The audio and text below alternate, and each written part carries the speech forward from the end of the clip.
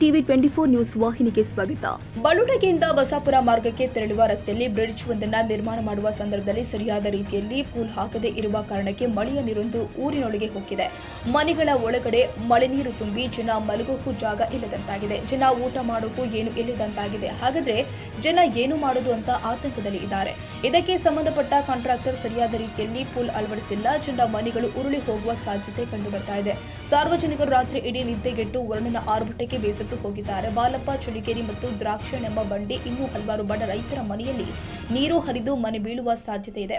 Contractor ಮಾಡಿದ ಒಂದು ತಪ್ಪಿಗೆ ಬಡ ರೈತರ ಕುಟುಂಬ ಇವತ್ತು ಬೀದಿಗೆ ಬಂದಿದೆ ಎಂದು ಹೇಳಲಾಗ್ತಾ ಇದೆ. ಈ ಮೊದಲೇ ಕಾಂಟ್ರಾಕ್ಟರ್ ಅವರಿಗೆ ಇಲ್ಲಿ ಮಳೆಗೆ ನೀವು ಹಾಕ್ತಾ ಇರುವ ಪೂಲ್ ಸಾಕಾಗೋದಿಲ್ಲ, 4 ರಿಂದ 5 ಪೂಲ್ಗಳನ್ನು ಅಳವಡಿಸಿದ್ರೆ ಸರಿಯಾಗುತ್ತೆ ಎಂದು ಸಾರ್ವಜನಿಕರು ತಿಳಿಸಿದ್ದಾರೆ. ಆದರೂ ಕೂಡ ಅದಕ್ಕೆ ಕೇರ್ ಮಾಡದೆ 2 ಪೂಲ್ಗಳನ್ನು ಅಳವಡಿಸಿದ್ರಿಂದ ಹಳ್ಳದ ನೀರು ಊರು ಒಳಗೆ ಹೋಗಿದೆ. ಮಹಿಳೆಯರು ಮಕ್ಕಳನ್ನ ಕಟ್ಕೊಂಡು ಸಂಸಾರ ಮಾಡುವುದಾದ್ರೂ ಹೇಗೆ ಸ್ವಾಮಿ? ದನ ಕರುಗಳು ಕುರಿಗಳು ನೀರಲ್ಲಿ ನಿಂತಿದೆ. ಒಟ್ಟು ಮೇವು ಕೂಡ ನೀರಲ್ಲಿ ಕೊಚ್ಚಿಕೊಂಡು ಹೋಗಿದೆ. ಹಳ್ಳದ ನೀರು ಮನೆಯಲ್ಲಿ ಹೋಗಿ ಜನರನ್ನ ರಾತ್ರಿ ಪೂರ ನಿದ್ದೆಗೆಡಿಸಿದೆ.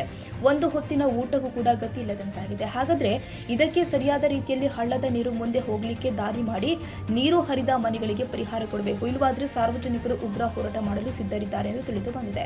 ಈ ಬ್ರಿಡ್ಜ್ಗೆ ಕಟ್ಟಡವನ್ನ ನಿರ್ಮಾಣ ಮಾಡುವ ಕಾಂಟ್ರಾಕ್ಟರ್ ಮತ್ತು ಇದಕ್ಕೆ ಸಂಬಂಧಪಟ್ಟ ಅಧಿಕಾರಿಗಳು ಸ್ಥಳಕ್ಕೆ ಭೇಟಿ ಕೊಟ್ಟು ನೀರು ಹರಿದ ಮನೆಗಳು ಹಾಗೂ ಬೀಳುವ ಸಾಧ್ಯತೆ ಇರುವ ಮನೆಗಳನ್ನು ಪರಿಶೀಲಿಸಿ ಈ ಕೆಲಸವನ್ನ ಸರಿಯಾದ ರೀತಿಯಲ್ಲಿ ಕೆಲಸ ಮಾಡಲು ಎಚ್ಚರಿಸಬೇಕು ಎಂದು ಜನ ಆತಂಕ ಸೃಷ್ಟಿಸಿದೆ. ಕನ್ನಡಿಗರ ಮೆಚ್ಚಿನ ನಿಮ್ಮ ಟಿವಿ 24 ಕನ್ನಡ ನ್ಯೂಸ್ ವಾಹಿನಿ ಇದೀಗ ಟಿವಿಯಲ್ಲಿ ಲಭ್ಯ.